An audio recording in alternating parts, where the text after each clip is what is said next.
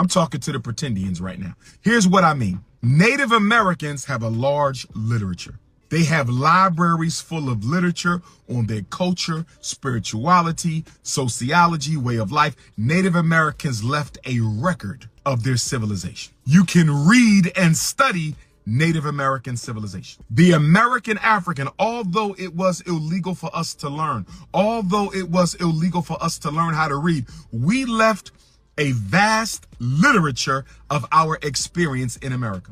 I had people on my Twitter that live in that particular area going past his, building in real time, still displaying wood up on the windows. It's wooded up. Who ready to see the windows? Who ready to see the FDMG windows? Because the haters said we didn't have the windows. We've always had windows. Every window had glass windows. It took a century for black people to really see that Garvey was on the right path all along. Yeah. And that it's time for us to go back to that path. It's the only solution. If we're going to rise as a race, we must rise together everywhere in the world. I'm going to ask you a two-edged sword question here now. Which one of these two people that run this election you think would be best able to wake up black people out of them slumber if them win the election? Which one of them you think say if them win, black people will realize how weird a situation them find themselves in now? I would prefer that the victor be. One of the main speakers is Umar Johnson. He will be here on the 21st, and we have him online here. Blessed? Blessed, Brother Muta. Oh, you know, man? Blessed. All is well, my brother. Glad to hear your voice. Well, I know to say you're going all over the place. You're from the west coast to the east, south coast of Africa here. I mean, what's happening there? Well, Black America is under siege. As you know, we're dealing with police genocide on a level we haven't seen in probably about 60, 80 years. Yeah. And so African Americans right now are really scrambling for solutions. Many of them don't want to accept the fact that America has never really been interested in having the black man and woman in this country. Yeah. Many of them have been duped by the whole Obama facade, and now many of them are beginning to wake up to the realities of what the Honorable Marcus Messiah Garvey taught in Pan-Africanism and, of course, repatriation. All right, we see today the DOJ, that's what them call themselves, the Department of Justice, come down upon the Baltimore police force and say them is racist. This is the federal government now a label them police in Baltimore as racist, which black people they don't see that already. And how you think that I go pan out now, given the atmosphere we are going now? How you think that going pan out? You think say there could be a better police force in Baltimore, given that Baltimore have a very large amount of African people, eh? Oh, without a doubt. Baltimore is one of the chocolate cities. We often refer to Washington, D.C. as chocolate city, but I would say Baltimore is the real chocolate city because they've gentrified Washington, D.C., so you don't have as many African Americans there as you used to. But in Baltimore, we are still pretty much concentrated in that city. But it's ironic because on the one hand, as you mentioned, they've identified that the Baltimore City Police Department is racist, as are most police departments in America. Yeah. But at the same time, they did not find any of the police involved in the Freddie Gray case. Guilty. They never find him. Everybody get off. Everybody get supposed to interview Umar Johnson. That's amazing, man. That is like the FBI man tell us that we should name they do something terrible, but him now go really prosecute her. Exactly. Hillary Clinton is like, okay, she did something wrong, but we're not going to prosecute her. She lied to the people, but she never lied to us. So, that make her all right. All right. You have something to say? Oh, yes. I was going to just add that the reason why none of these police have been found guilty of criminal negligence, going all the way back to Rodney King. I mean, we've been dealing with this for 25 years and longer with hardly any police ever being prosecuted. And that's because you cannot hold the police guilty for murder during the course of a war. So, in other words, America has declared war on black people. And so, in a war, the police are responsible for eliminating the enemy. So you cannot send a soldier to jail for carrying out their lawful responsibility, which is the elimination of African life. All right, you have been on record saying that black people love to fall in love with politicians and almost make them almost deify them. And you was mentioned that in relationship to Obama. I don't know if you remember saying that. You remember saying that? We drunk the Obama Kool-Aid, Baba Muta. We drunk the Obama Kool-Aid. I saw it coming. See, in America, and this is probably true globally because we see it in almost most places, black people vote for politicians, but they don't finance the politician. So they believe that because they voted for the politician, that the politician is obligated to carry out a black agenda. But what they fail to realize, if you don't finance the politician, if you don't keep them politically, financially honest, if they are being financed by white money, if Obama is being put in office by the white Democratic Party's money, no matter how many black votes he got, he's going to be loyal to the hand that paid for his success. Which means that one of the reasons that we find so much corruption and negligence of black people by black politicians is because the average black politician is put in office on white finance campaign money. Until that changes, until we start financing our own candidates, every black politician will always betray his people and always abandon the black agenda until black people wake up to the reality that voting is not as important as financing the candidate. Yeah. You know, that is a good example again is Baltimore, where the most of the people them on the top is black people. But yet still that racism has continued for years without abating. Even though you have black this, black that, black mayor, black whatsoever in that part of the earth. You know, it's amazing that black people is in that situation. And I tend to want to agree with you.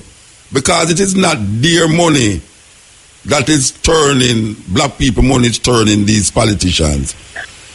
Them can't do nothing about it. Them just can't do nothing about it. So we're in a dilemma. So, all right, you will be here on the 21st. You will be here, right? Yes, sir. Yes, sir. Definitely.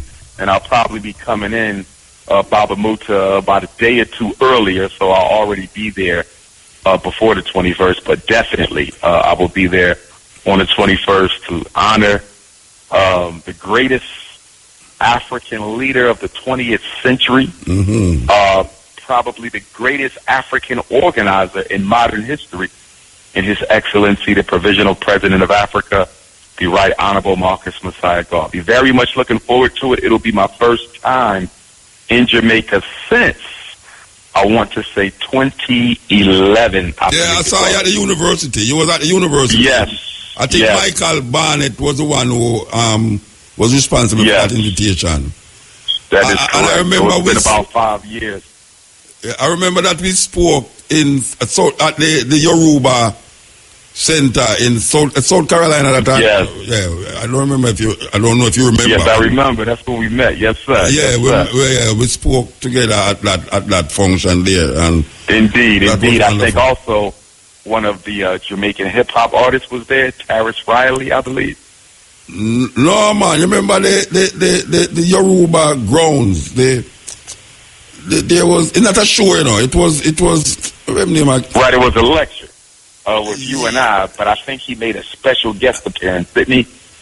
I remember seeing him come through there saying a couple of words. I think. I don't remember that. But okay. All right. I noticed that you have been traveling a lot. I mean, you know, why? What is happening? What is happening with your travels here now? Because I know you was in West Africa last week, I guess. Yes. And you was in South Africa. Yes. Where are you now? Now I'm back home, for lack of a better word, I'll say home. All right. Philadelphia, Pennsylvania, where I was born and raised. So yeah. I'm back on the home turf. But yes, we was in Senegal. So what was happening in Senegal? South Africa. What was happening in Senegal? Senegal, a lot of opportunity in Senegal for African people to come back and invest and participate because it is a francophone country, colonized by the French. One of the things we find is that the francophone countries in Africa don't get the same type of attention, as the British interest, as the Anglophone country, and that's something that we're going to have to change within the world of Pan-Africanism, because I spoke in Paris last year, and that was one of the themes that constantly came up during my visit, was that the Pan-Africanist leadership globally tends to run to the Anglophone countries. Because of the language, a lot of that is because of the language. Yes. Yeah, the language is kind of what separates us a lot of times, you know? Yes. Yeah. But we got to overcome it, though. Yeah, definitely. It's a lopsided approach. Definitely. What was happening in South Africa? What was happening in South Africa? Well, South Africa was hot while we were there, politically hot. The election. Yes, the election. And what we saw happen there was historic, because the ANC, African National Congress, the ruling party, lost some major provincial elections. They lost Johannesburg, and I believe they also lost Pretoria. They lost so not only did they lose the biggest city, they also lost the ruling city. Yes. And many people are crediting the young brother who broke away from the ANC Youth League. And he started the EFF party, and many people are crediting him with the ANC's losses by wooing some of the black vote towards his party. And so now what's going on is that the leadership of the ANC has defied President Jacob Zuma, who did not want them to enter into talks with the young brother, but they have decided on their own, against the president's wishes, to sit down with the young brother and see if they can reach some sort of compromise that allows the two parties to work together or come back together, so they can try to keep black people a kind of coalition thing. Yeah, because the Democratic Alliance, which is the white party, they've won some of these provinces, and the Democratic Alliance, they go back to the Union of South Africa. They are the white ones. They are the white racist ruling elite, but they do have a black face, just like in America. They use Obama.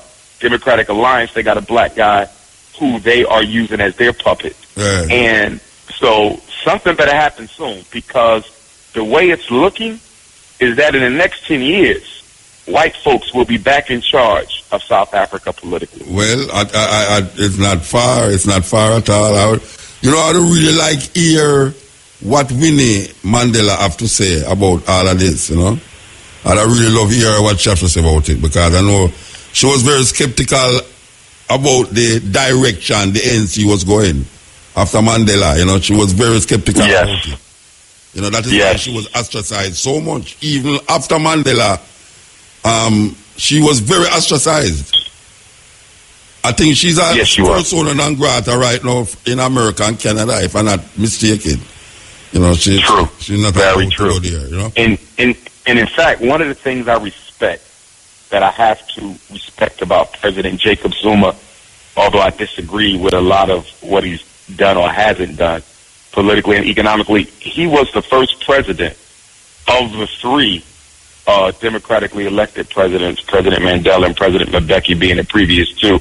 He was the first one to really give Winnie Mandela the type of respect that she was entitled to as mother of the nation. President Mandela and President Mbeki really didn't give her much honor at all, but President Zuma saw to it that, she had her own living quarters, her own security, her own escort. It's not the best arrangement, but he did give her a degree respect, of executive recognition. So I respect him for doing that. But going back to your point about the ANC, one of the reasons that they lost, in addition to the formation of the EFF and a young charismatic brother and what he's been able to do, is, as you stated or alluded to, they've become very conservative since taking over the government. In fact, the ANC, in many respects, has almost went 360 degrees. Yes. In the way they approach totalitarianism, structural inequality, bias, and disproportionality. And it starts from the release. South Africa don't think they're doing nothing for them, Baba Muta. They see them as neo-colonialist puppets. Now, I wouldn't agree with that totally, but that is the sentiment in South Africa right now. And it starts from the release of Nelson Mandela from prison. As he become the president, that is when it starts. A lot of it. I don't know if you agree with that, but that's what I am saying. I agree. I definitely agree. Nelson Mandela, just like Obama, pacified the revolution and the spirit to rise up of black people, both in South Africa and in America. Black people's spirit was left domiciled because of these two leaders. Yeah. And what a lot of people don't understand is that right before the elections in '94 in South Africa, the white ruling elite had Chris Hani assassinated. Yes. Yeah. Just before the elections, because Chris Hani did not agree with the negotiations and the way in which they were going. Yes. And because he was president of Umkhonto we Sizwe, the military wing of the ANC, he was prepared to organize his troops again and go back to fighting against the white ruling elite until they came to the table with a proposition that was more accepting and beneficial to the black masses of South Africa. And once he made that declaration, they had him murdered because they felt that they could negotiate with Mandela, but they could not negotiate with Chris Hani. And that also explains why Robert Sobukwe, while they were in prison in Robben Island, he was the only political prisoner who was separated from the others. Mandela and the others were allowed to interact with each other, but Robert Sobukwe was kept totally separate from everyone. And that was because they feared that Robert Sobukwe, if he was allowed to stay around Mandela, he would have influenced Mandela to go hardcore Pan-African nationalism versus that integrationism that the government ultimately embraced. All right, so, Giralica, I don't know if you had already prepared what would be your topic in Jamaica at the moment, but I know I'd really like Giralica synopsis of what you're going to talk about coming here, or you don't prepare that yet? Well, we know that Garveyism is going to be the foundation of the message, but I'm going to link it to the modern day struggles. So, in other words, I want to approach it from a perspective that we are in the condition we are in globally as African people because we have abandoned the message and the philosophy of the Honorable Marcus Messiah Garvey. And in America in particular, you know, as you know, that ever since Mr. Garvey's deportment in 29, most of the leadership and organizations that have sprung up after Garvey have had an anti-African message. If you look at many of them, and I respect all of them for the great work that they've done, but they didn't come with an African ideology. No. Nearly every organization post-Garvey had come up with an Asiatic identity, an Islamic identity, a Moorish identity, you know, a Hebrew African-American identity. Exactly. But they took us away from Africa for the Africans. And so it's ironic that going into 2017, we're almost 100 years to the first international convention, you know, and it took a century for black people to really see that Garvey was on the right path all along. And that it's time for us to go back to that path. It's the only solution. If we're going to rise as a race, we must rise together everywhere in the world. I'm going to ask you a two-edged sword question here now. Which one of these two people that run this election you think would be best able to wake up black people out of them slumber if them win the election? Which one of them you think say if them win, black people will realize how weird a situation them find themselves in now? I would prefer that the victor be Donald Trump. Because Donald Trump, see, the Democratic Party likes to manipulate black people into the illusion that of everything's inclusion. okay. Yes. Yes, whenever we get a Democratic president, because we believe that they are the party for black folk, although there's no evidence to that proof. But whenever we get, or any proof to that evidence, any evidence to prove that, but whenever we get a Democratic president, we stop fighting because we think they are the party of black folks. Right. So I would prefer a Republican president because Republicans are very honest about the opinion of black people. Very honest. Okay. Donald Trump is an unapologetic racist. And because of that, I think his method of communication is more conducive to waking up black people than Hillary Clinton. However, I do believe that Hillary Clinton will be the victor. And I say that because her husband was already a president. Yes. He's a Bilderberg. And she's a money foundation. She have all the big man them behind her. She's the choice. Yes. And with her being a woman, Muta, here's the thing. With her being a woman, I believe that she would be more effective than even President Obama towards coming into Africa, coming into the Caribbean, coming into Central South America, coming into black countries, and seducing the president into whatever political, economic scheme the American government wants them to accept. I'm very fearful of how much worse we will be in, how much worse of a condition we will be in if Hillary Clinton is elected, because I really believe that she will be able to use her charm, her charisma, okay, and her feminine energy to get a lot out of Caribbean presidents and African presidents. But we see that already. We see that already over the past 8 years. Well, not even 8 years. Over the past 4 years, with a systematic drive to militarize African soil. You know, she as a foreign secretary was able to push American military in Africa even much more than Bush himself. You know, and she was responsible. As a matter of fact, she's responsible for the rise of ISIL in Libya and in Syria.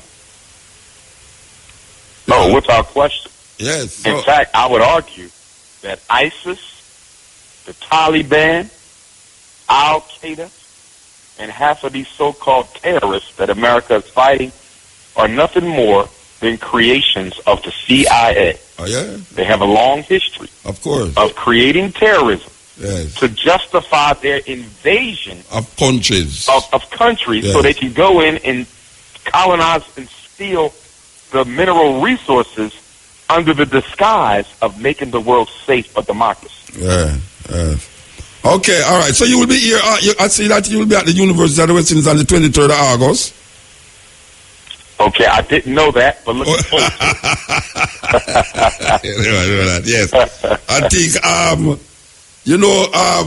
Michael Barnett can't have you in a 8 years. I don't decide to say, okay, you got kids still at the university. Sorry, at the university in Montego Bay, sorry. It's Montego Bay. You're going to be at the university in Montego Bay.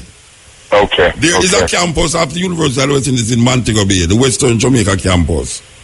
Gotcha. So you will be there on the 23rd. The man, them plan out everything for you already. You get planned out.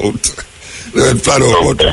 I am glad to hear that, though. Yeah. Glad to hear that. You know, Mr. Small will be here too. Professor Small will be here too. Yes. Bobby Smalls. Yes. Sir. So you're in good company. You're in good company. Definitely. Now, you mentioned 3. Who's the third speaker, Baba Muta? He's the head of the new Black Panther Party. Oh, brother Nzinga. Yes, Nzinga, yes. He's the head of the good brother. Yes, sir. He will be here also. All right. So we're looking forward to seeing you and looking forward to listening to you. I hope that the people them will be appreciative of the effort that IRFM is doing to bring a man like you here to talk to them. You know, because it's very important. It's very important that people grasp what IRFM is trying to do in relationship to bringing speakers like you here for really solidify this Marcus Garvey push. So we give thanks and just anticipating your return to Jamaica. Yes, sir. Thank you, brother. Thank you. Looking forward to seeing you. Looking forward to getting back on the ground. It's been 5 years, a long time. Long time. Definitely. But I'm looking forward to it. Can't wait for the date to arrive. Give thanks. Give thanks. Blessed love. Yes. That was Umar Johnson. He will be one of the main guest speakers at IRFM annual tribute to Marcus Garvey on the 21st, which is a Sunday, right here in the courtyard of IRFM. And this is partnered with Roots Foundation for IRFM's annual tribute to Marcus Garvey. So we want you to know that is taking place right here on the grounds of IRFM. We continue the journey, you know, because this 21st is a big time, big. It's gonna be different from all the other one them ever keep. Given that we see the team, I don't know if I want to call them team, you know. I'll Tracy involved in the team too, you know. The A team. Spearheaded by the program manager, director of IRFM, Kabumahatiru, featuring Keshima, Shamara, Tony, Samantha, Gavin Naito. Gavin Naito? No. Oh, you never smoke without fire, you know. That's why Gavin tell me say he want some book for borrow. Them a brainwash him upstairs now. Gavin said, you can't make them some of your kind of book them. I bring one for him and I tell him, so I go and quiz him after I'm done read it. And I'm glad to, is one of the only person I ever hear say he want to borrow a book from me. Something like happen. When I hear Gavin say he want to borrow a book from me, something like happen. And I feel proud for lending him the book. Very proud, and if you want more, I will lend him it too. Because I never hear nobody don't ask me for borrow a book yet. Never. Yes, so Gavin, enough respect. Still, me not still say to the A team still. I'll be a big up there. The A team. It's going to be nice. Looking forward to it too. You know, so we perform now with bad already. Whatever go like at the first me ever do it. So IRFM know if it sell things, you know, them come like Hillary Clinton. Come know if sell things, you know. Come, hey, you know, so what I did I sell sunshine in a buckle on a mobile. A tourist in a bite, you know. Cabo come like she used to live on mobile, you know. She know for sell. She know for sell sunshine in a buckle. Believe you me, when she done, man, you buy not only the buckle, the sunshine, but you ask for all the cloud too. I don't lie, me I tell you. Sometimes I talk to these people, make it so like a joke, muta the biggest joke I know. Me say, you have some man that walk on the beach on a Montego Bay, I sell sunshine, Jamaican sunshine in the buckle, and them did I sell it too. Oh, so if them cannot tell sunshine in a buckle, I mean no say Cabo was part of that scam thing down there, sunshine in a buckle. You can't imagine what she can do so when she have the resources to do it. Some serious turn in the earth, you know, that people have to really open their mind and take a stock.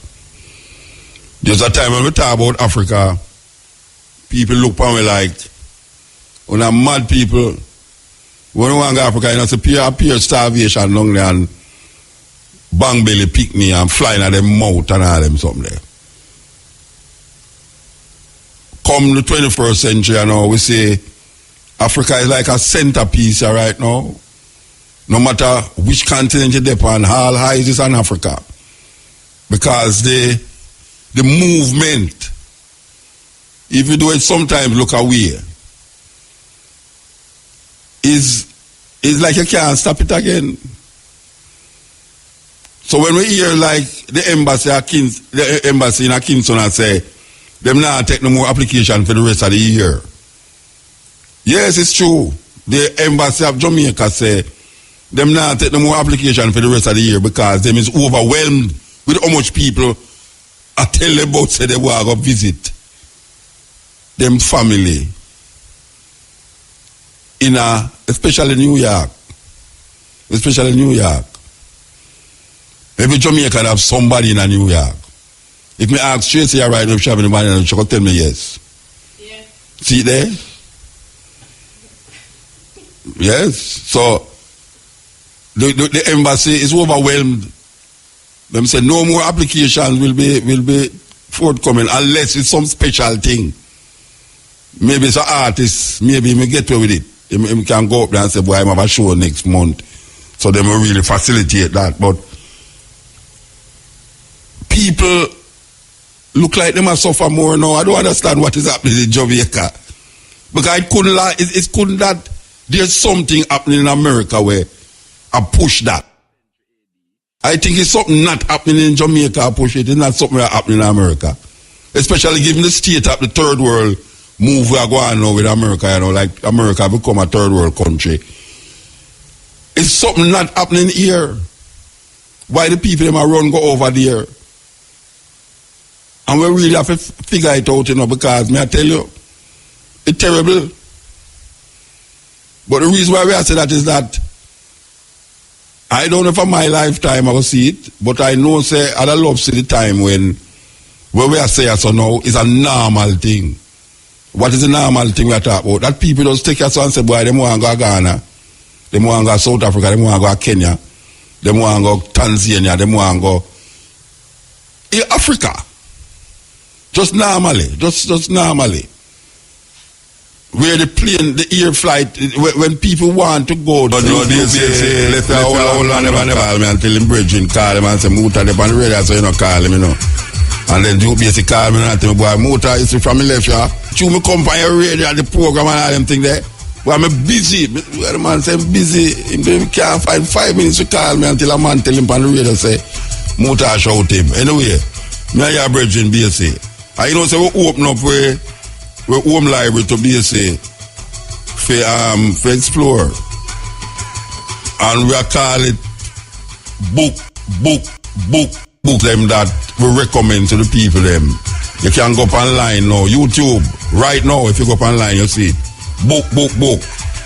Duke BSA Explore Mutabaruka, home library. We want to remind the people them that the Porsche competition, the Marcus Garvey Porsche competition is still on. You know, entries close next week. Yes, the winners will be announced on the 17th. It's Marcus Garvey birthday, which we have a continuation on that day. And we want you to know that you can post something and deliver it, and we know everything about it already. Marcus Garvey poem must include Amy Ashwood Garvey and Amy Jace Garvey in the poem. Open from the age 1 to 15. Trust me. Can't tell me say a 1 to 15-year-old can't write a poem about Marcus Garvey, no, you know, because we are like a 10-year-old that sing some big people song. You understand? I'm good with it too. Okay. The people them were, I will know people, about 2 people. Still we're omnipresent and nobody don't believe me say me omnipresent, you know. Alright, so don't worry yourself, man. With the Pyre FM right now, but trust me, we're already there. You understand? Yes. Reggae Sundance Festival in Holland and Hoven. We say, as we are telling about the African experience and how the Africa wake up, and we say that people know Africa is not like a place where now people just say a Rasta talk about Africa, but Africa is open up to the point where you have Jamaican companies where Africa, you know. Yes, Jamaican companies where decide to go set up base in Africa, you know, Ghana and all these places. So it's not a joke thing. So it really feel good to know that things that Rastafari over the years has been saying and has been fighting for and has been fought against for is really manifested just here. You know, I talk to a sister and we are talking about how who that believe say all them elders were gone. Who that believe say them could have really smoke a spliff right now. Just like that, in front of police, I don't feel no way about it. That was unheard of. That is something like tired to lick weed in a bush. Go and come out in the open. Sung by the man called Jacob Miller years ago. No man not tired to lick weed in a bush again. Even though bush is a nice place to lick it still. Better than a concrete jungle. But the reality is that sometimes you struggle, and just when you give up is when you reach the light at the end of the tunnel. So what I tell the brethren and sisters them, say continue to struggle, you know. Good must overcome evil, you know. And it might look dismal, you know, it might say, sure, rotted man. Oh, we have fight so long. It's like a man that tell me, say, boy, muta. A long time you talk to them people and them stiff-necked, you know. I mean, I say, you know how much ones were removed from one stage of level in them consciousness to the next level by then upon this program how long. You two was 10-year-old when them just start now. A 30-year-old nearly a buck 40 you know. And I can tell you, say, most youth right now were under 30. Most youth were under 30 years old now who have African name. More than likely, other program I make them have the African name. Me remember one time years ago, me looking at it, me I look for how much youth pass. And when me look how much youth pass, me I say, wait, I with so much African name, and where I say, we can't get the cutting edge credit for that. African names. You know we're going to bring it back? Pan the stepping razor. We're going to bring back that thing there, you know, African names for today's children. Where we give out African names and the meaning. And when we check a stock, the amount of youth we used to listen to cutting edge at university, and now them gone away from another university in somewhere around the world and can reflect and say, well, you know, yeah, that bridging there. Yeah, man, what heap of them? Email every day we get that from people who used to come there Jamaica and I go school and listen. And we're still there. So we now go make nothing divert we from where we are deal with. We are going to stand right. If it's even the last man standing, and me that, the last man standing, we're not going to make nothing divert we, you know. Because where we are talking about, and we see a whole heap of the things them, and come to a fulfillment here. Yeah. So we're going to continue the journey and know, say, yes, it's a just cause, it's a liberation cause, it's an African experience, African movement. That we are deal with. Muta. Blessed man. Where are you, Papa? I'm there, man. Boy, a boy, you gone, man. Eh? A boy, you gone, huh? Hush. No, so mean. But what I'm saying. But I forgot eat, but me can't reach a me hungry. I forgot stop sign of the way. Name John Cross. John Crow. Oh, I don't get there? No, me I forgot eat screw. The student toward the teacher apology. About 2 weeks ago when they're at the Greek and Latin business. Yes. Yeah, but we couldn't get to call back because we realized the first time the New Testament written. Written, yes. But when me the first time when it translate, okay. Latin is the first language it translate into from the Greek. That's why the word Jesus Christ come in it, you know. Yes. Yeah, Jesus Christ never not until it translate to Latin. Yeah. Latin have its what them call etymological origin from Latin. The Jesus Christ. Jesus, come from the origin come from Latin. Yeah, man. Yeah. But here what me I call about an old still. The little mini. Mini xylophone repatan. Xylophone, she there. Xylophone repatan, man. Yeah. Hey, listen to me, man. You think you want you first you want me then 2 weeks ago or 3 weeks ago, you know, let me go yet. May I tell you? You understand me? Well, she don't let her go that me carry go to studio go record it.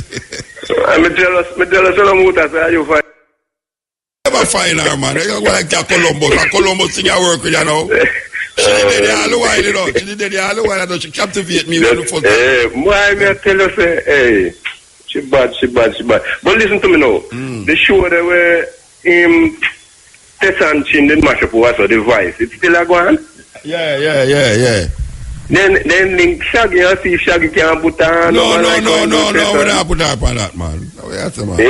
No, but man, the whole world would have seen them. No, the world I go see her, man. Trust me, the world I go see her, man. She don't have to go up on Vice with the world see her. But you know me I say no. See, when I say I go get her at a Vice training school, we just get a call from up a slide them studio. Bonnie Brown said, bring her come. Them we train her. So, and then Rebel called me and said, she booked for some space, so for Rebel Salute, so you know. Don't worry yourself, man. Don't worry yourself. Career gone. Everybody I'm going to make sure she go to school and pass her exam. I'm going to make sure she say, everybody know this little girl. Yeah, me I'm going to make sure of that. Believe you me. I called Umar Johnson out a couple of times. I think Umar doesn't want a particular debate with me because he knows that will expose him. He'll lose a lot of money debating me.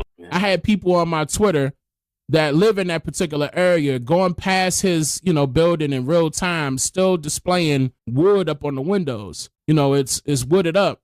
Who ready to see the windows? Who ready to see the FDMG windows? Because the haters said we didn't have the windows. We've always had windows. Every window had glass windows. Name me your 64 great-great-great-great-grandparents. If I go back to my grandmother's grandmother, she's supposed to know if her mother was in slavery or not.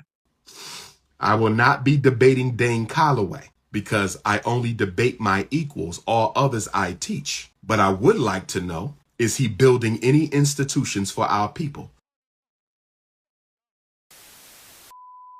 Now, I know this has probably been a couple of years, but I seen that did you and Dr. Umar ever have a debate? Did you ever have a debate together? Umar Johnson is afraid of me. Wow. We were supposed to be having a debate, and he backed out. I'm not debating him. He not on my level. He hasn't achieved in life what I've achieved in life. He don't have my credentials, my accomplishments, or my stature. He is a YouTubian struggle streamer. That man is a YouTubian struggle streamer. That man's only claim to fame is he is a YouTubian struggle streamer. If you think I'm going to take my 6 degrees and my 3 certifications, if you think I'm going to take my 6 degrees and my 3 certifications, if you think I'm going to take my 9 pieces of paper and put it up against a YouTubian struggle streamer with no credentials, no grassroots resume, no history of activism, you're out of your damn mind. Don't test my intellectual gangster. I will never debate a YouTubian struggle streamer unless you paying. $50,000 donation to FDMG, I will gladly conduct an intellectual execution. And then he came out on a live stream and said, I will not be debating Dane Calloway. And it was hilarious. We were just laughing at it because, of course, he was behind the scenes. He was, excuse me, that was my phone ringing. He was behind the scenes talking trash and then getting on his, it's funny. I look at it. It's flattering to me because he calls himself the Prince of Pan-Africanism, and yet he raised up the white flag. And, it's not the fact that I'm coming after his information per se. I'm not trying to step on his toes, but this is the reason why they started bringing my name up, him and other people like him, because that movement started back in the 1960s. The Pan-African movement, pro-black, blackity black, black. And they see that as a lot of our people waking up to, wait a minute, that was a tactic done. That was supposed to be done to switch up our minds off of us being indigenous to this land and other people replacing us Okay, and that goes beyond the $5 Indian term. I'm pretty sure people heard that. Yeah. Oh man, these phones are ringing off the hook now. But anyway, right.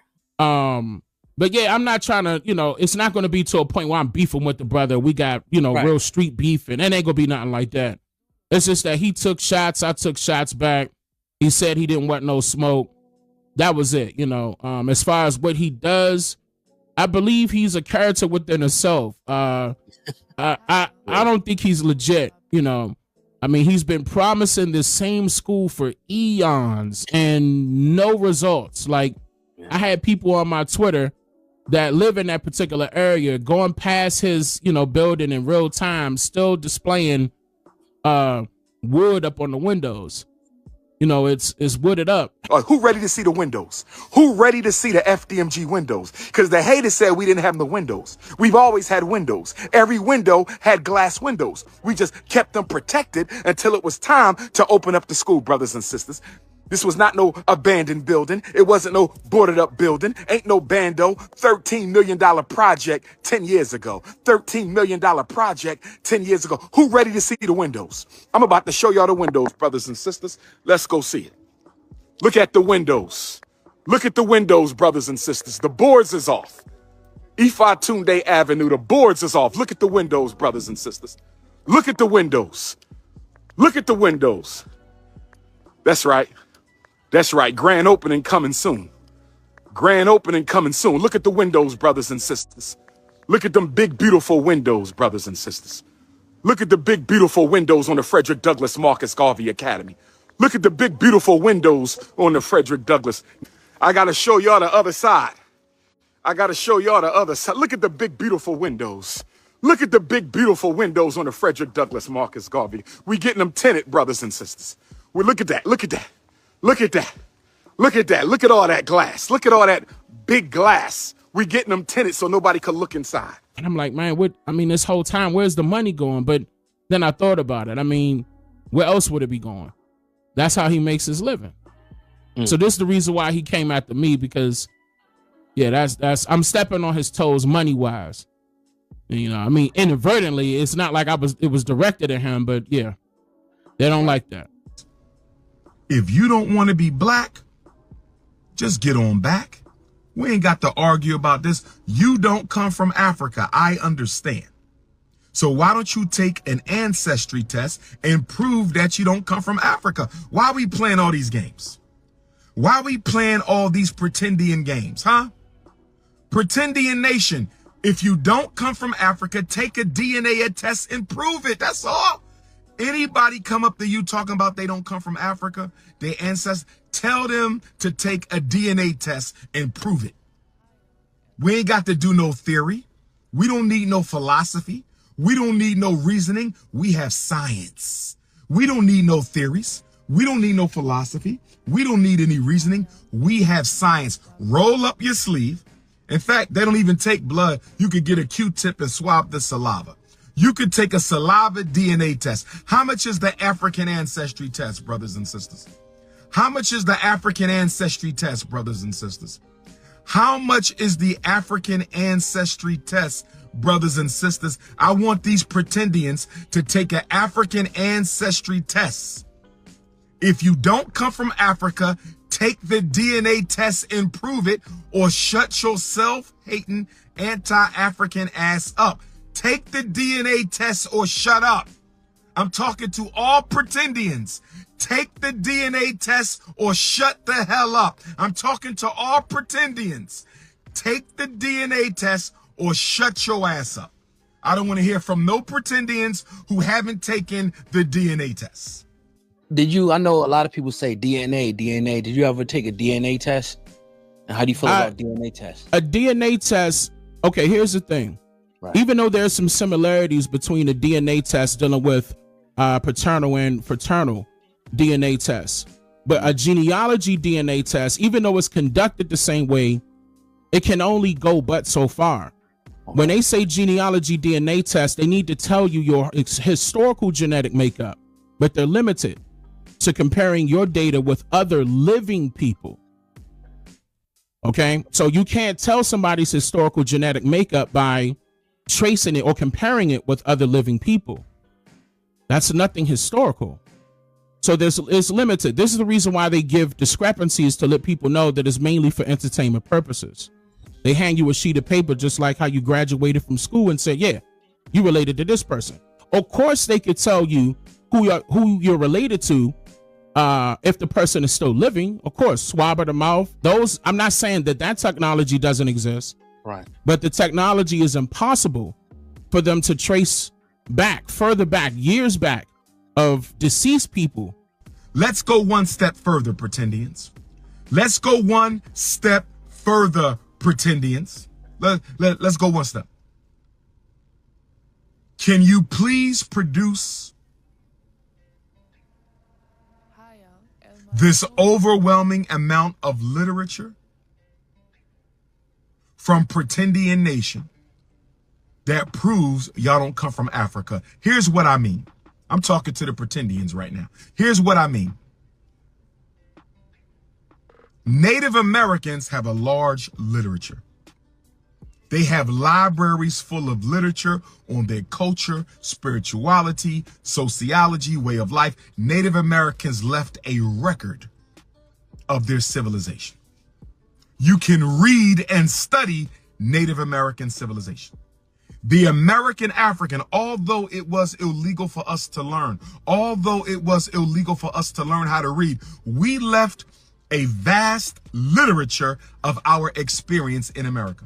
You can read our own words from the 17th century. You can read our own words from the 18th century. You can read our own words from the 19th century. You can read our own words from the 20th century. We have a vast catalog of literature. So let me say this to the Pretendians. Y'all were here before we got here, which I agree with. What I disagree with is when you say you didn't come from Africa. We've been told here in North America that basically all black people from here are from Africa. Right.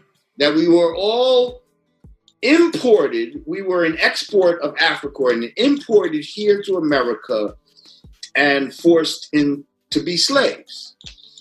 You have done research that shows the contrary, where many of us, not to say that some of us, that didn't happen for some of us, but many of us, matter of fact, the majority of us who are here in North America actually were what was called Native Americans, and the Native American that we have been given to us as the frame of reference is not necessarily the real image of what a Native American looks like. And a Native American actually looks like you and I. And well, I would say this. The image that they're giving as far as what a Native American looks like right now has been changed. Of course, now they're trying to make it seem as if the Native Americans were of lighter skin complexion. That's not true. And a mongoloid phenotype. Well, so please produce the literature of the Pretendian Nation. Show me the authentic literature of the Pretendian people where they say they did not come from Africa. Can I please see that? Can I please see this large repository of Pretendian literature that says they claimed they didn't come from Africa? Ain't nobody show me that yet. This is how you know it was us first, because before it was considered reservations. What were they called? Concentration camps. Before concentration camps, they were called public labor camps. Labor camp. Did we see any Native Americans go through so-called slavery? Because that's the land that they're talking about. Were they on the plantations? No. These people are brand new. They just got here. And you can't trace Native American to American Indian by way of paperwork. That's a brand new term that just started in the 1970s. I put that out there too. The first time that you heard the term Native American was from the Native American Party, the Know Nothings, the third largest political party during the time period of the Federalists and the Whigs. They were fighting for rights then as foreigners. So that's why I tell people to stop calling yourself native, because that has nothing to do with you. You're indigenous to this land. You're not a visitor. You won't take a DNA test because that's going to bust your imaginary bubble. The pretendians will not take a DNA test because that's going to bust your imaginary bubble. You don't have no ancient literature of pretendian people claiming they don't come from Africa. You have no ancient literature. I started using my own money, and started buying congressional records. And then I went further back and started getting colonial documentation.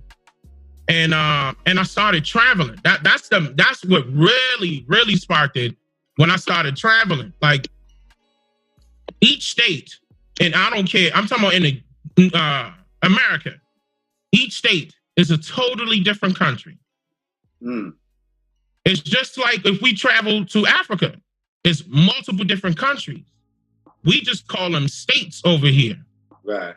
And I'm thinking, wait a minute, so it's correlation in cultures, but the story's not adding up. So if we have all of this land here, then I started questioning the stuff. That's what happened. I started questioning things. I'm not going to go into it because I'm pretty sure you're going to go into it later, but I started questioning everything for myself. And I started presenting these questions to my elders, my family members that were living at that time. Now, let me go to my next point on the Pretendian Army. Let me go to my next point on the Pretendian Army. Let's see this. Let's see how this is going to go. Let me go to my calculator. Let me go to my calculator. I'm only going to keep y'all for a few minutes longer. Hit the Cash App. We got another school to build. Hit the Cash App. Okay, so here we go. You have 4 grandparents. Okay.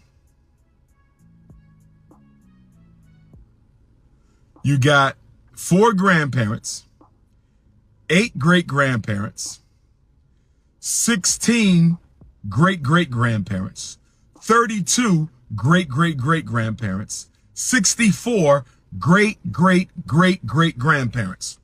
Pretendian Nation, can I ask you a question? Pretendian Nation, can I ask you a question? Pretendian Nation, you have 64 great-great-great-grandparents. You have 64 great-great-great-grandparents. You have 64 great-great-great-great-grandparents. Can you please provide me with a list of the names and birth dates and birthplaces of your 64 great-great-great-great-grandparents? You can't do that. Your ancestors, each generation is multiplied by 4. You got 2 grandmothers and 2 grandfathers. That's difficult. You're going to have to dig up everybody's grave in order to come up with a, proper solution as to, okay, you're related to these people right here. But that's impossible. They can't dig up everybody's grave, at least not without their permission. You know why you can't do that, Pretendians? Because you don't even know your damn grandparents' names. Most of you can't go back more than 4 generations. Most of you can't go back more than 4 generations. Name me your 64 great-great-great-great-grandparents. Name me your 64 great-great-great-great-grandparents. If I go back to my grandmother's grandmother, she's supposed to know if her mother was in slavery or not. Right. That's right. Around that same time period, her mother is supposed to know. It's supposed to know. That story would have went down the line, would have been passed down. How come when I go to these, it's not even just my family. I go to these elders and I talk about slavery. They don't know what I'm talking about. With all due respect, you all are full of shit. Forgive my language, but you're full of shit. What do you mean slavery? Now, once again, I'm not saying that slavery is fake. I'm saying the slavery that we were told didn't happen the way it did. You can't even name 8 of them. You can't even name 4 of them. Most of you can't even name 1 of them. And you want me to believe that none of them were from Africa, but you look just like an African. Now, I heard you talking on a conversation that you were having a conversation with a grandparent or a parent about, their lineage. And, I think, and correct me if I'm wrong, you said that they didn't have a history of slavery. or being slaves? Can you My talk about grandfather. that? Your I brought it to grandfather, my grandfather, and I asked him. I said, "Granddad, have you ever heard of slavery?" He was like, "Boy, what you talking about?" And I broke down to him what slavery was, and he was like, "Nah, that's, you know, with him growing up, he was born in the 1930s. He never experienced that any form of racism. In fact, his neighbors were white, were Caucasian, and I met them too when I went down there, like where he's from, which is Florence, South Carolina, and I met them, great people." And I just couldn't believe it. You know, that was another reason why it encouraged me to, I believed my grandfather. I just couldn't believe that was the whole thing, where to a point where it's going to probably affect more than one person in that sense, meaning that they won't ever experience racism or ever experience slavery, haven't heard of any of that before. I was encouraged. I was like, you know what? Let me see if there's more people out there that will, you know, share these same stories. And come to find out it was, damn near millions of people are like, nah, my people don't know nothing about slavery. With all due respect, you all are full of shit. Forgive my language, but you're full of shit. Now, what I mean by that is when we tell them the stories of us being in chains and shackles and coming off of these so-called slave ships, they never heard of the story before. Like if we came from Africa, like some of my folks was upset that I brought this to their attention. I'm like, yeah, you know, they teaching us that we came from Africa. None of your 64 great-great-great-great-grandparents was African, but you look completely African. Somebody make it make sense. Can somebody make it make sense? None of your 64 great-great-great-great-grandparents was African, but you look exactly like an African. Can we please take the DNA test and shut this shit down today? Of course, still to this very day, people will fight you tooth and nail to say, no, we African. All because we share some similarities, not necessarily the bloodline. Can we give can we raise some money so all pretendians can take an African ancestry test? Can we please raise can we please raise the money so all pretendians can take an African DNA test so we can shut this shit down? Then they go years back, beyond the 1800s, telling me, nah, they've been here. Like, matter of fact, let's go meet your folks. Here go the grave sites that are still here. Okay, here's the reservations they grew up on, but it wasn't called reservations back then. At that time, it was just plantations. And a lot of people get in the misconception of what a plantation is. Like, we thinking it's just strictly an area where a Caucasian would enlist enslaved people and work in the fields. But a plantation is just what it is. You're planting, you're growing crops. This is a farm. And a lot of our people had farms.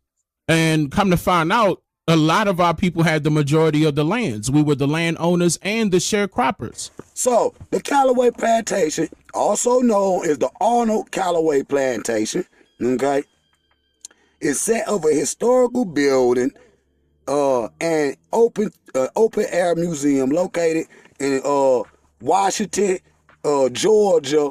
The site was formerly worked by a cotton plantation with slaves of African Americans. The site was owned by Callaway family between 1785 and 1977. However, the family still owns a considerable amount of acreage surrounding the Callaway plantation.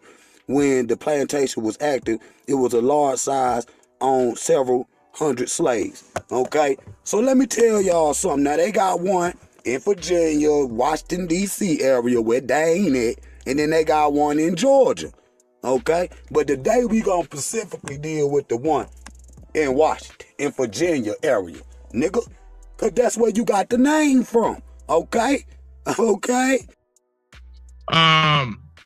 And that's North Carolina, South Carolina, and Georgia is where my family's from. And then they moved to Virginia, Maryland. Well, yeah, Virginia, Maryland, and D.C. It was, of course, it was called the city of Washington prior to it being called the Washington, D.C. or Washington, for that matter. That's nothing but Maryland, mainly. And if we go further back in the 1700s, it was nothing but Virginia. It was called the colony of Virginia. And my family has the records tracing back to that time period. Man, show something for the before the 1800s. Here your dumb ass go, you was a slave, nigga. That's what you was. You know what I'm saying? That's what you was. Okay? And so here go the one right here. The one in Virginia, in Richmond, Virginia, or whatever. You see what I'm saying? The slave masters of the Callaway plantation. Okay? And so, let me go. So right here is more than likely a relative of Dane Calloway, okay? It's more than likely of a relative of him, but he's a slave to the people I'm about to show you, okay? He's sitting on the Callaway plantation right there in the area that he in, that Dane is in. So more than likely, when you look in the goddamn, the slave census and shit, from the 1700s, I bet you Mr. Walter is in there, okay? In his own family. That's why he hiding this shit, bro. Now you look right here. This right here is Zachary Calloway. That was in the Revolutionary War. There was a war vet in 1749 and 1886. You know what I'm saying? So look right here. Look who it is, though. You see what I'm saying? Look, bro. Now, Virginia, Callaway, you see what I'm saying? White people, okay? Now look right here, then these are the people that own the Callaway plantation over the years. These is Dane Callaway family members, period. You see, he the one, he the black, so he the slave. I specialize in investigative research on history in America.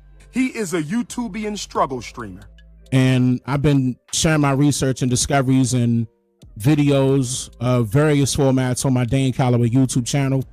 That man is a YouTubian struggle streamer. I got one more piece for the Pretendian Nation. When are you going to build a community for the Pretendians?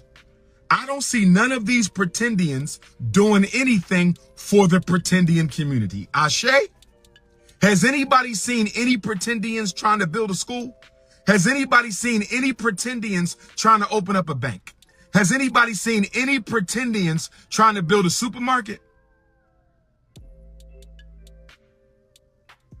Has anybody seen any of the Pretendians trying to open up a hospital? Have you seen the Pretendians trying to get some land from the government or buy some land? Has anybody seen any Pretendians doing anything except intellectually masturbating on YouTube? I'm going to ask you again. Have you seen any of these I'm not from Africa Negroes? Have you seen any of these I'm not from Africa Negroes building anything except YouTube pages? I don't see them doing nothing. All I do is see them on YouTube trying to convince proud African people that they're not from Africa. That's all I see. That's all I see. Where is the community for the Pretendian people? If somebody is a Pretendian, how can they educate their kids? Do y'all have a Pretendian curriculum yet? Is there a Pretendian curriculum for parents to educate their kids? Do y'all have a bank? Do y'all have any health care? Can y'all employ? I don't see no infrastructure for the Pretendian Nation. I'm the author of numerous educational books and various articles on this subject. And I'm currently in the process of producing films on these subjects as well. So it will allow the public to be cognizant of the indigenous people of America who are misclassified as Black or African Americans that truly built America into what it is today. All I see is YouTube struggle streamers. All I see is Pretendian YouTubian struggle streamers. Now, are you denying that the Middle Passage or the transatlantic slave trade never happened? No, I'm not denying the Middle Passage, and I'm glad you said Middle Passage, because that's what it was originally called. Right. No, I'm not denying it. It was just told differently. Okay, like in other words, they're trying to tell us that it was people that came from Africa to the Americas when it actually happened the opposite direction. There were other societies out called like the Kansas Colonization Society, for example. Eventually, there were a lot of missionary groups that got together and say, hey, it's a Negro problem going on right now. It's too many of these Negroes out here. We got to get rid of them. We got to move them elsewhere. I mean, what could we do? Could we get with some folk that has some land available where it's not a big population over there we could transfer some of these people to? When the missionaries came over here by way of the Congregation for Propagating the Gospel in Foreign Parts, one of their main duties was to inform people over here by way of religion that they were not supposed to be living here. So it was a lot of priests and pastors and chiefs that got involved with the American Colonization Society and encouraged 13 to 15,000 people to move to the coast of West Africa and populate places like Liberia, for example. But yeah, it wasn't a lot of us. Okay. The Africans in large numbers came way later in the 1900s. I disagree with that logic. It is historically incorrect. It is anthropologically incorrect. It is biologically incorrect. It is genetically incorrect. It is ancestrally incorrect. African people are the first people on the planet Earth. And every other human family, except possibly the European, descends directly from us. If we do not leave Africa, no other race evolves from us. We would still be the only people on this planet if we never left Africa. For those who say we were in America before slavery, they are correct. We were in America before slavery because we were everywhere before slavery. We're the oldest people. We were on the planet by ourselves for tens of thousands of years before any other race evolved from us. So we're the first people in America. We're the first people in the Caribbean. We're the first people in Europe. We're the first people in Asia. So yes, we were here. When you read the diaries of Christopher Columbus, he talks of seeing African people, black skin, woolly hair, just like the ones he saw in Africa. Let us remember that Christopher Columbus did not discover. Christopher Columbus spent time in West Africa. And if memory serves me correctly, he spent approximately 2 weeks in the Elmina slave dungeon, during which time he was given a map that showed him how to get over to the so-called New World. Were the pale faces speaking when he went to Africa to speak with so-called Africans? What language were they speaking?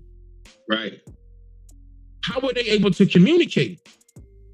To capture millions of Africans? And we talking about warriors now.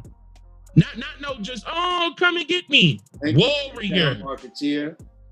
And you gonna capture them with no problem? And it's just a few of y'all? That don't add up to me. Right. He was educated about the three major currents that flow from the West African coast over to North America, South America, and then the Caribbean. And so all he had to do was catch the sea current to the direction that he wanted to go. Oh, yes, he had several Africans who were on board with him. And of course, absolutely. And some people would call them Moors, but Moor means black, so we also have to pay attention to all these different names that they give to African people to try to make us think they were not African people. But yes, he had African people who were there with him. And he took the third current, the bottom current, that brought him to the Caribbean islands. So it was not a mistake. It was not an accident. It was not a discovery. He was simply following the instructions that were given to him by Africans who had already circumnavigated the planet. We were the first people on the ocean. Yes, it's true. The Portuguese had a golden age of maritime science, and the Chinese had a golden age of maritime science. But people forget that the Africans were the first with the golden age of maritime science, because if we were not the first in shipping, how did we get all around the world? Because we definitely did not swim. So getting back to your question, we were here before Columbus. So yes, you have pre-Columbian Africans in America. You have post-Columbian Africans in America. The issue that we have with brothers and sisters who are miseducating our children and our people, telling them that they didn't come from Africa, is the fact that everybody came from Africa. And it is ridiculous for the people who look the most like Africans to be the only ones in the world who would dare say we don't come from Africa. Do they even have, I heard they don't have any evidence of the ships at all. Of course not. Of course not. And a lot of these slave trade stories was told, like the transatlantic slave trade, for example. The transatlantic slave trade used to be originally known as the Middle Passage. The Middle Passage, yes. The Middle Passage was created by the godfather, what they call the godfather of anthropology. He's a German by the name of Franz Boas, Franz Franz Boas. Yes, he's the person. He's the top anthropologist that started the anthropology, number one, in America. He started anthropology in America, coming from Germany. And he also created the out of Africa theory. He's known for both of those. And his student that made it go viral was also a German immigrant, and his name is Melville Herskovitz, Melville. Herskovitz is Herskovitz.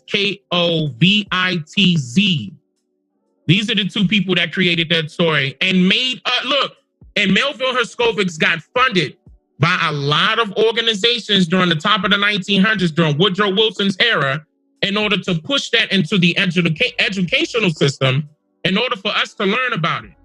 That was also during the time period prior to African studies being created in white school.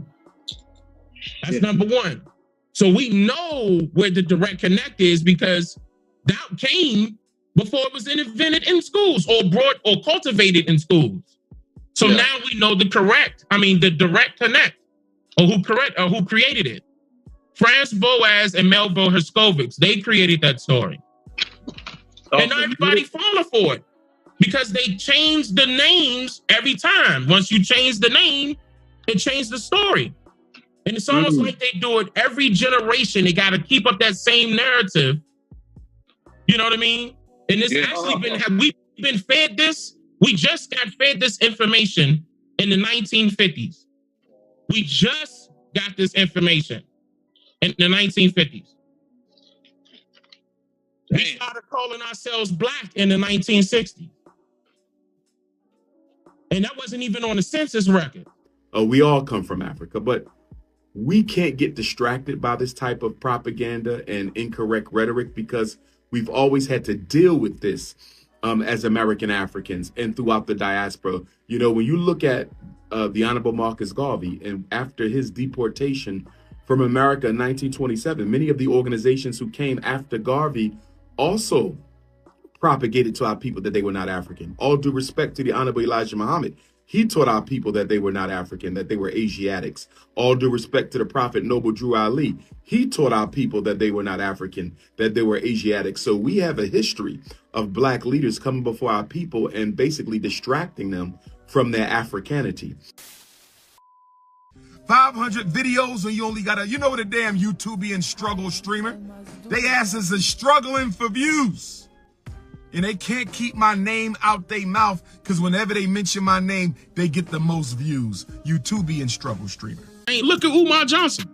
Ain't he using Frederick Douglass, Marcus Garvey? He's using their name. That don't mean that they were a part of it. You're only going to latch on to people that they put out in the forefront because they made them popular. That's it. It's not because they did anything for you individually. What did Marcus Garvey do for us? Seriously, what did Harriet Tubman do for us? Seriously, the real talk. You can get mad all you want. What did these people do? Set it on fire, fire, fire. The only person that I can see that actually tried, excuse me, was Malcolm X. I need an address to the Pretendian Cherokee Nation, the Pretendian Choctaws. Where is your land? Where is your institutions? Where is your army? You're telling our people to stop being African and come be a Pretendian, and you don't even have a damn hot dog. Can they get a hot sausage with some relish and sauerkraut from your ass? No, brothers and sisters, I'm not trying to be funny, but I'm trying to read the word. I gave those people an opportunity to come debate me. You know, they wanted to claim that we're all from Africa and all the rest of this little ideologies they wanted to crowd around that, you know, gained steam during the 1960s. I called all of them out and they ran away. I'm talking about those that have big platforms, the Umar Johnsons and all the rest of them. So I'm not interested in getting somebody else's name up that have not put in the work. Like, if they're only averaging, a certain amount of people watching them, I'm not going to pay attention to those type of people because they're, of course, clout chasing and want the clout. So that's none of my concern. If those big guys that they hold up high as leaders of their particular ideologies don't want no smoke from me, then they lost. Keep playing games with these white folks. Go ahead. Go ahead. Keep listening to these damn YouTubian pretendians. Go ahead and see what happens to your life. Tell your kids to go to back to school night. When your kids go to the Black History program, tell them to stand up and tell all they white classmates and white teachers, I'm not from Africa. I was already here. I am a Native American. And then the white folks are going to say, which reservation are you associated with? And you're going to say North Philly, South Central, Baltimore, DC, Atlanta. Woo. Lord have mercy.